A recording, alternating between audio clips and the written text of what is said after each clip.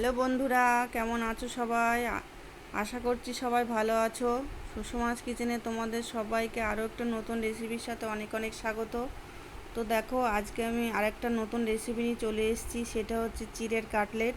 তো এটা কিন্তু খেতে খুব দারুণ হয়, সুস্বাদু হয় এবং বানানো কিন্তু খুবই সহজ। তো তোমরা রেসিপিটি প্রথম থেকে শেষ পর্যন্ত দেখতে থাকো, স্কিপ না করে। আশা করছি সবার ভালো লাগবে। যদি ভালো লেগে থাকে তাহলে অবশ্যই লাইক কমেন্ট শেয়ার করে দিও, আর আমার চ্যানেলকে সাবস্ক্রাইব করে নিও। তো চলো রেসিপিটি শুরু করা যাক। তো দেখো, আমি একটা প্রথমে বড় বাটি নিয়ে নিয়েছি। বড় বাটির ভিতরে দেখা ছোটো বাটির এক বাটি চিড়ে নিয়ে নিয়েছি। এই চিড়েটাকে আমি ভালো করে 4-5 বার ধুয়ে নেব, কারণ চিড়ের ভিতরে নোংরা থাকে। দেখো, চিড়েটা ধুয়ে আমি জল ঝরিয়ে নিয়েছি। এবার এর ভিতরে আমি একটা মিডিয়াম সাইজের কোচানো পেঁয়াজ দিয়ে দেব, একটু আদা কুচি দিয়ে দিচ্ছি, একটু ধনেপাতা কুচি, আর দিয়ে দিচ্ছি কয়েকটা কাঁচা লঙ্কা কুচি। এবার আমি একটা আলুকে সেদ্ধ করে রেখেছিলাম, বড় সাইজের আলু, সেটাকে টুকরো করে দিয়ে দিলাম। আর দিয়ে দিচ্ছি একটা ম্যাগি মশলার প্যাকেট, এটা দিলে টেস্টটা ভালো আসবে। এবার আমি একটু শুকনো লঙ্কার গুঁড়ো দিয়ে দিলাম, স্বাদ মতো লবণ দিয়ে দিচ্ছি। দেখো, এবার একটু আমি সাদা তেল দিয়ে দিচ্ছি, সাদা তিল। তোমাদের কাছে যদি সাদা তিল না থাকে কালো জিরেও দিতে পারো। আর বেসন দিয়ে দিচ্ছি, দেখো 2 চামচ মতো বেসন দিয়ে দিলাম আমি। অল্প একটু পাতিলেবুর রস দিয়ে দিলাম।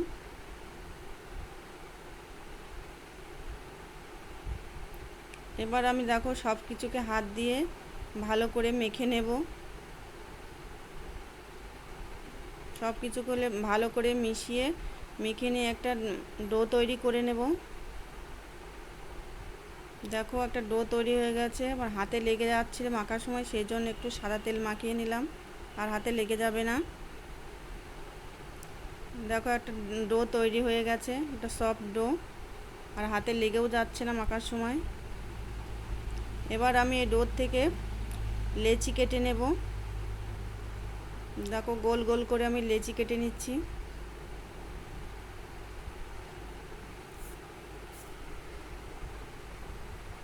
সবগুলো লেচি দেখো আমার কাটা হয়ে গেছে। লেচিগুলোকে আমি গোল গোল করে নিয়েছি 2 হাত দিয়ে সমান করে। দেখো, সব গোল করা হয়ে গেছে। এবার আমি কাটলেটগুলো কিভাবে বানাবো তোমাদেরকে দেখাচ্ছি। দেখো, আমি কয়েকটা বানিয়ে নিয়েছি আগে, এবার তোমাদেরকে একটা দেখিয়ে দিচ্ছি। দেখো, প্রথমে চ্যাপটা করে নিলাম, এবার দুপাশটা একটু চেপে দিচ্ছি। সাধারণত কাটলেট যেরকম হয় সেই রকমই বানাতে হবে। তা আমি যেভাবে বানাচ্ছি সেভাবে তোমরা দেখো, একটু লম্বা মতো হবে। দুপাশটা চেপে দিয়ে আর উপর নিচটা একটু ভালো করে চেপে দিতে হবে চ্যাপটা করে। দেখো, আমি বানিয়ে নিয়েছি সবগুলো এইভাবে, তোমরাও এভাবে বানাবে। এবার দেখো, আমি ম্যাগি নিয়ে নিয়েছি 1 প্যাকেট।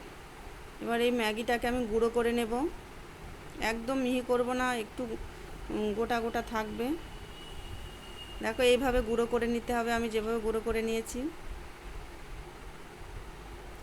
এবার আমি একটা বাটি নিয়ে নিয়েছি, বাটিতে ময়দা দিয়ে দিচ্ছি আমি।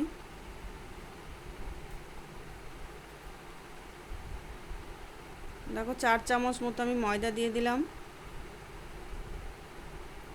এবার স্বাদ মতো লবণ দিয়ে দিয়েছি। দেখো, লঙ্কার গুঁড়ো দিয়ে দিলাম। এবার সব কিছু আমি ভালোভাবে একটু মিশিয়ে নেব।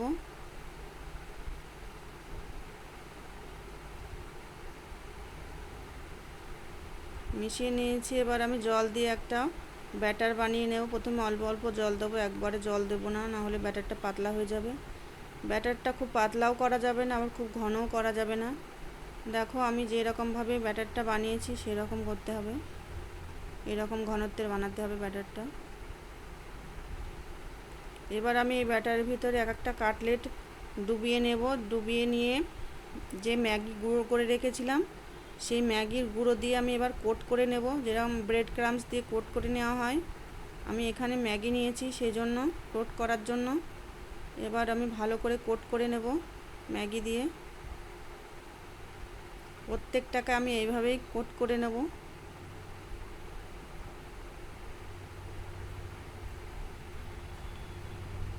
তো তোমরা চাইলে ব্রেড ক্রাম্বস দিয়েও করতে পারো, আমি এখানে ম্যাগি নিয়েছি।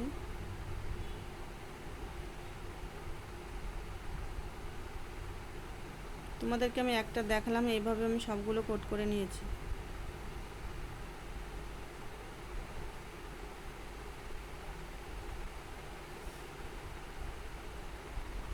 দেখো আমি সব কোট করে নিয়ে একটা থালায় রেখে দিয়েছি।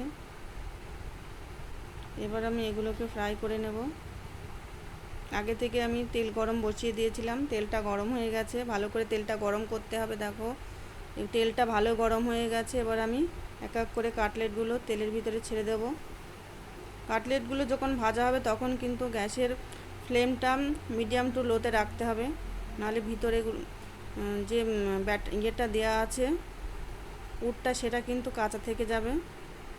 এই জন্য আস্তে আস্তে ধীরে সুস্থে ভাজতে হবে, কোনো তাড়াহুড়ো করা চলবে না।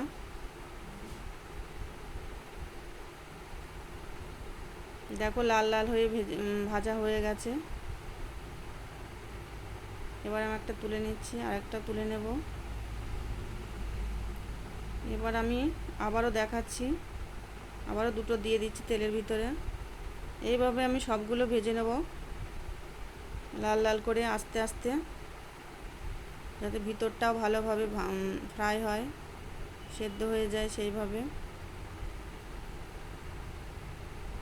ভাজা হয়ে গেছে, আমি তুলে নিচ্ছি। প্রত্যেকটা আমি এইভাবে ভেজে নেব।